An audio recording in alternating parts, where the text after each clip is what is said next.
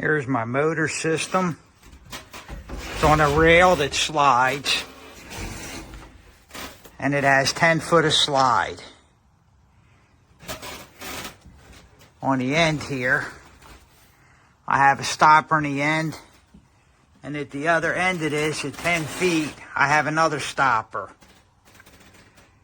This is good for 1,500 pounds of pulling, this particular motor. And I've bought the whole system to install and hang it. And so far I've successfully lifted